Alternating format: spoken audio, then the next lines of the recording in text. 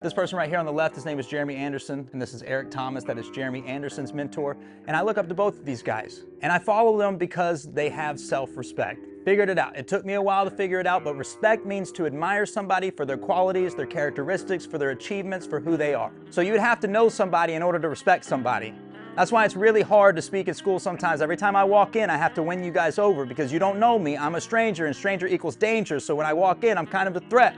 You're trying to figure out who I am, right? But once I start telling you my story, if you're actually listening, you might gain some respect because now you know. But sometimes there's a group of kids that no matter how hard I try, they won't listen and they don't have any respect. I took it personally for years. I was like, I tried to figure it out. Like, why are these kids not listening? Why can't they? Like some kids are really locked in and some kids don't care at all. And then it hit me. They don't even know themselves. They don't have self-respect. They don't have any respect to give.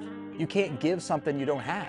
Because I would go to them after presentations, I would start to ask them about themselves, what they liked, what they didn't like, what they were going to do after high school, if they had any dreams, they had any goals, and these kids couldn't tell me nothing. And I was like, oh my gosh, these kids, like, we're spending so much time, so focused on everybody else that we forget to get to know ourselves. Isn't that the point of childhood too? While you're in it, you don't recognize it, it's just normal to you.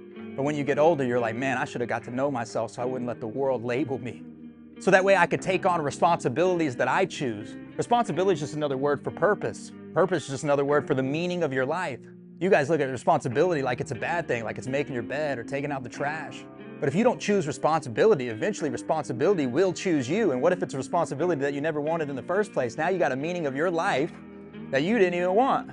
So you have to get to know yourself, to know what you want. And if you do that work and you get to know yourself by spending alone time with yourself, by asking yourself deeper questions to get deeper answers and really understand who you are, you would learn how to respect yourself.